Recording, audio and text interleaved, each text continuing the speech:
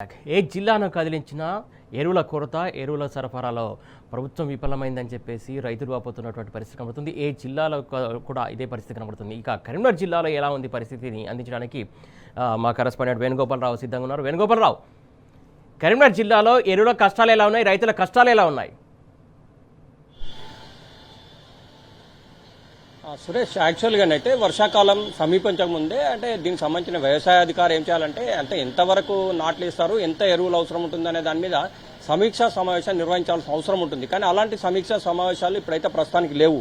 ఈ నేపథ్యంలో ప్రస్తుతం అయితే ఉన్నటువంటి పరిస్థితుల్లో రైతులు తమకు కావాల్సినటువంటి యూరియా కోసం నానా అవస్థలు పడుతున్నటువంటి నేపథ్యం అయితే స్పష్టంగా కనిపిస్తోంది. ఎందుకంటే సమైక్య రాష్ట్రంలో చూసుకుంటే కూడా ఒక్కొక్కళ్ళు చెప్పులు ఒక్కొక్క రోజు కూడా పెట్టినటువంటి దాఖలాలు మనకు సమైక్య రాష్ట్రంలో కనిపించినాయి. అలాంటి పరిస్థితి ఉండొద్దని చెప్పి బీఆర్ఎస్ సర్కార్ అధికారంలో ఉన్నప్పుడు కేసీఆర్ ఆనాడు తెలంగాణ రాష్ట్ర సాధన కోసం గ్రామం పట్టణం తిరిగినప్పుడు కూడా రైతులు ఎదుర్కొంటున్నటువంటి సమస్యలు, ముఖ్యంగా రైతాంగానికి కావాల్సిన ఎరువులు కావచ్చు, విత్తనాలు కావచ్చు, నీళ్లు కావచ్చు, ఇవన్నీ కూడా వాళ్ళకి సకాలంలో ఏర్పాటు చేయాలనే ఒక లక్ష్యంతో తెలంగాణ రాష్ట్రం వచ్చిన తర్వాత నీళ్ల సౌకర్యం కల్పించడమే కాదు, మరోవైపు విత్తనాలు కావచ్చు, ఎరువులు కావచ్చు కూడా సకాలంలో అందించినటువంటి పరిస్థితి ఉండేది.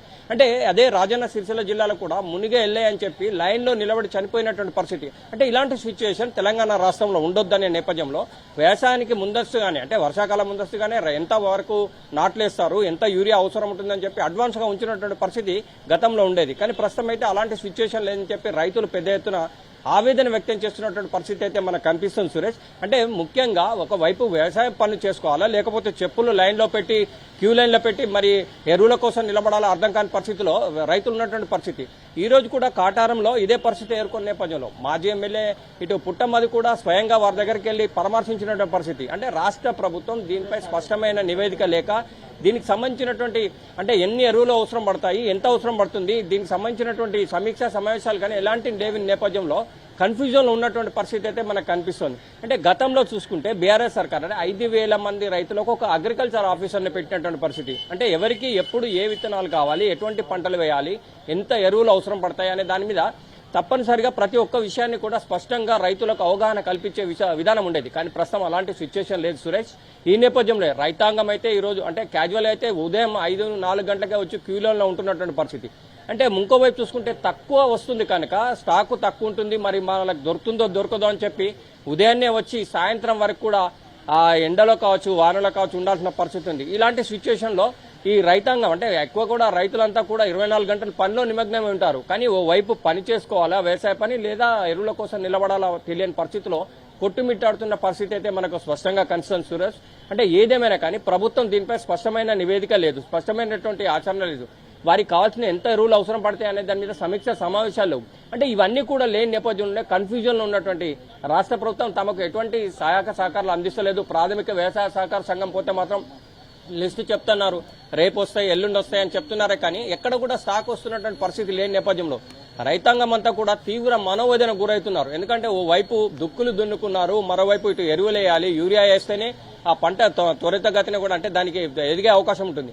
ఇవన్నీ కూడా కీలకమైనటువంటి వాటి మీద కనీసం అవగాహన లేని నేపథ్యం ఒకటైతే మరి ఎరువులు ఎంత అవసరం ఉంటుందనే దాని మీద కూడా ఎటువంటి నిర్ణయాలు లేని నేపథ్యంలో కూడా రైతాంగం అంతా కూడా చాలా కష్టాలు ఉన్నటువంటి ఇటు కమలాపూర్ లో కూడా 2-3 రోజుల క్రితం క్యూ లైన్ లో నిలబడిన పరిస్థితి. వాళ్ళు ఏం చెప్తున్నారంటే ఉదయం వచ్చిన దగ్గర నుంచి సాయంత్రం వరకు కూడా తమకు ఎటువంటి భోజనాలు లేకుండా క్యూ లైన్ లో ఉన్నప్పుడు సొమ్మసిల్లి పడిపోవాల్సిన పరిస్థితి వస్తుంది. ఇలాంటి సిచ్యువేషన్ ఎందుకు వస్తుంది రైతాంగానికి సంబంధించినటువంటి కావాల్సిన యూరియా కావచ్చు, విత్తనాలు ఇలాంటి వాటి మీద ప్రభుత్వం నిర్లక్ష్యం ఎందుకు వహిస్తుందని చెప్పి రైతులు కూడా పెద్ద ఎత్తున ఆగ్రహాలు అయితే వ్యక్తం చేస్తున్న పరిస్థితి మనకు స్పష్టంగా కనిపిస్తుంది సురేష్.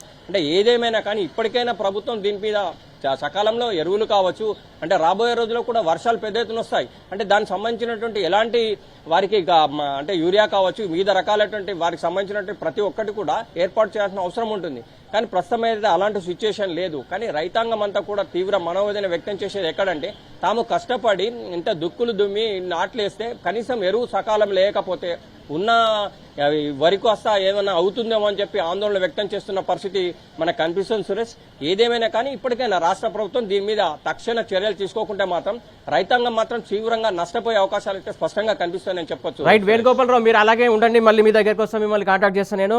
అలాగే ఇక ఉమ్మడి నిజామాబాద్ జిల్లాలోని పరిస్థితి ఎలా ఉంది, అలాగే ముఖ్యంగా కామారెడ్డి జిల్లా అలాగే గాంధారి మండలంలో ఈ మధ్య కాలంలో చూసాం. ఈ మధ్యనే మొన్న ఏదైతే రైతులు వచ్చి పెద్ద ఎత్తున రోడ్డుపై బైఠాయించి నిరసన వ్యక్తం చేశారు, ధర్నా చేశారు, అయినా కూడా ఇంకా అక్కడ సమస్య పరిష్కారం కాని పరిస్థితి కనబడుతుంది. ఇలా ఏ గ్రామం చూసినా ఏ మండలం చూసినా ఇదే పరిస్థితి కనబడుతుంది. అలాగే దీనికి సంబంధించి నిజామాబాద్ నుంచి మా కరెస్పాండెంట్ రవీందర్ అందించడానికి సిద్ధంగా ఉన్నారు. రవీందర్, చెప్పండి, ఉమ్మడి నిజామాబాద్ జిల్లాలో రైతుల కష్టాల పరిస్థితి ఏంది? రైట్ సురేష్, దాదాపుగా ప్రభుత్వాలకు మనసు ఉండాలి, మానవతా దృక్పథం ఉండాలి. కానీ ఈ రెండు కరువైబడేటటువంటి ప్రభుత్వం, మనసు లేని ప్రభుత్వం రాష్ట్రంలో ఉందని స్పష్టంగా చెప్పవచ్చు. ముఖ్యంగా రైతులు, వృద్ధులు, చిన్నపిల్లలు, చెప్పులు ఇవి ప్రతిరోజు ఉమ్మడి నిజామాబాద్ జిల్లాలో క్యూ లైన్లో ఉంటున్నారు. రైతు పొలాల్లో చేతు పెట్టాలంటే ఖచ్చితంగా యూరియా అవసరం. గత 10 సంవత్సరాల కాలం నుంచి యూరియా కొరత కానీ, ఎరువుల కొరత కానీ, విత్తనాల కొరత కానీ ఏ ఒక్క రోజు కూడా లేదు. సమైక్య రాష్ట్రంలో ఏదైతే ఇదే రైతులు ఇబ్బంది పడ్డ సిచ్యువేషన్ని మళ్ళీ అదే రైతులకు 10 సంవత్సరాల తర్వాత ఆనాడు కాంగ్రెస్ ప్రభుత్వం చూపించింది. మళ్ళీ అదే కాంగ్రెస్ ప్రభుత్వం ఇవాళ రిపీట్ చేసిందని చెప్పొచ్చు. దాదాపుగా రైతాంగం అంతా వర్షాలు కురుస్తున్నాయి. పొలాల్లో ఉండాల్సిన రైతు, అలాలు పట్టాల్సిన రైతు ఇవాళ ఎరువులు, విత్తనాల కోసం క్యూ లైన్లు కడుతున్నారు. దాదాపుగా ఉదయం ఆధార్ కార్డులు చేతబట్టుకొని క్యూ లైన్లో నిలబడుతున్నారు. గాంధారి మండలం, తాడ్వాయి, అదేవిధంగా ఇక్కడ ఉన్న ఎర్రపాడు పరిసర ప్రాంతాలతో పాటు అనేక గ్రామాలలో అదే పరిస్థితి ఉంది. ముఖ్యంగా వరి నాటే రైతులకు అత్యంత అవసరము. అడుగు బాగాన యూరియా వేస్తే పంట దిగుబడి వస్తుంది, నారు సమృద్ధిగా వస్తుంది అనే 2 నెపాలతో నగదు పంటలతో పాటు అదేవిధంగా జొన్న, మొక్కజొన్న అంతర్ పంటలకు వేసే ప్రధానమైన ఎరువులు, విత్తనాల కొరత ఇవాళ రాష్ట్రంలో ఉంది. ముఖ్యంగా ఉమ్మడి నిజామాబాద్ జిల్లాలో ఉంది. ఎక్కడ చూసిన రైతులు ఇదే అంశం పైన చర్చించుకుంటున్నారు. ఉదయం 5 గంటల నుంచి 4 గంటల నుంచి పిఏసిఎసి గోడౌన్ల ముందు, సహకార సంఘాల బ్యాంకుల ముందు రైతులు ఉదయం అదే పనిగా తమ చిన్న పిల్లలను, వృద్ధులను ఎంటబెట్టుకొని వచ్చేసి మనిషికి 2 బ్యాగులు మాత్రం ఇస్తున్నారు. ఆధార్ కార్డుకు ఒకటే బ్యాగ్ ఇస్తున్నారు. ఎకరానికి 2 బస్తాలు ఇస్తున్నారు. ఇలాంటి క్రైటీరియా ఏ రోజు కూడా ముఖ్యమంత్రి కేసీఆర్ కొనసాగిన సమయంలో రైతాంగం చూడలేదు. మళ్ళీ అదే సమైక్య రాష్ట్రం ఆనవాయితీని ఇవాళ రేవంత్ రెడ్డి తీసుకొచ్చిన ఆ ఫలాలు, పథకాలు అని చెప్పినటువంటి రేవంత్ రెడ్డి వల్ల రైతుల ఉసురు పోసుకుంటున్నాడనే బాధ కూడా రైతాంగంలో స్పష్టంగా కనబడుతుంది. రైతులు ఒకటే చెప్తున్నారు, ఇలాంటి ప్రభుత్వం కానీ, ఇలాంటి వ్యవస్థను కానీ ఏ ఒక్క రోజు కూడా చూడలేదు. రైతాంగం అంతా ఆగ్రహం వ్యక్తం చేస్తున్నారు. ముఖ్యంగా చిన్నపిల్లలు, వృద్ధుల క్యూ లైన్లో పెట్టాల్సిన దుస్థితి కానీ, పరిస్థితి కానీ అగమ్య గోచరంగా ఉంది. ముఖ్యంగా కరెంటు సమస్యలున్నాయి. కరెంటుకు అనేక కారణాలు చూపిస్తూ ఇవాళ ఫీడర్ డౌన్ అవుతుంది, ట్రాన్స్ఫార్మర్లు కాలిపోతున్నాయి, నాణ్యత లేని కరెంట్ అందిస్తున్నారు. ఈ నెపాలతో ఒక పక్క రైతు రోడ్డెక్కి ధర్నా చేస్తున్నాడు. అదే రైతు మళ్ళా యూరియా బస్తాల కోసం, యూరియా కోసం క్యూ కట్టిన సందర్భం స్పష్టంగా కనబడుతుంది. ముఖ్యంగా ఈ ఉమ్మడి నిజామాబాద్ జిల్లాలో ఉన్నటువంటి బాన్స్వాడ, చందూరు, మొస్రా పరిసర ప్రాంతాల రైతులు మొదటిగా వరి నాట్లు వేసుకుంటారు. వరి నాట్లు వేసుకున్నటువంటి రైతులు ఇవాళ 2వ దశ కలుపుకొచ్చారు. అత్యంత అవసరము. ఒక పక్క మొదటి దశ పంట వేసుకోవాలన్నా యూరియా అవసరం, 2వ దశ కలుపు తీయాలన్నా యూరియా అవసరం. ఈ 2 కారణాలు ఇవాళ రైతాంగంకు ఇబ్బంది పెడుతున్నాయి. ముఖ్యంగా పిఏసిఎసి గోదాంలలో నిల్వ ఉండాల్సిన యూరియా ఎవరికి వెళ్ళింది, ఎందుకు షార్టేజ్ వస్తుంది, ఎందుకు బ్లాక్ మార్కెట్కు తరలిస్తుందనే అంశం పైన ఒకసారి క్లియర్గా గమనించినట్లయితే పిఏసిసి ఆధ్వర్యంలో నడిచేటువంటి గోదాంలకు ముఖ్యంగా కేసీఆర్ ముఖ్యమంత్రిగా ఉన్న సమయంలో ఆ రోజు ముందస్తుగానే ఒక ప్రణాళికబద్ధంగా వ్యవసాయ అధికారులతో పాటు ఇటు ట్రాన్స్పోర్ట్ అధికారులు, అదే వాణిజ్యకు సంబంధించిన అధికారులు సమయత్తం ఏర్పాటు చేసుకొని సమిష్టిగా నిర్ణయం తీసుకొని ఎంత మేరకు యూరియా అవసరం, ఎంత మేరకు విత్తనాలు అవసరం, ఎంత మేరకు ఎరువులు, విత్తనాల అవసరం అనే విషయాన్ని క్లియర్గా కేసీఆర్ గవర్నమెంట్ ఉన్న సమయంలో డీడీలు కట్టి ఇచ్చే పరిస్థితి ఉంటుంది. కానీ ఈరోజు ఆ పరిస్థితి పూర్తిగా నాశనమైందని చెప్పవచ్చు. వ్యవసాయ శాఖ అధికారులు కానీ, అక్కడ ఉన్నటువంటి వాణిజ్య పన్నుల శాఖ కానీ, అదేవిధంగా ఇక్కడ ఉన్నటువంటి ట్రాన్స్పోర్ట్ అధికారులు కానీ ముఖ్యంగా ఏ ఒక్కరు కూడా సమయం ఉన్నటువంటి కోఆర్డినేషన్ లేదు. కోఆర్డినేషన్ లేక ఇవాళ రైతాంగం తీవ్ర ఇబ్బందులు పడుతున్నారు.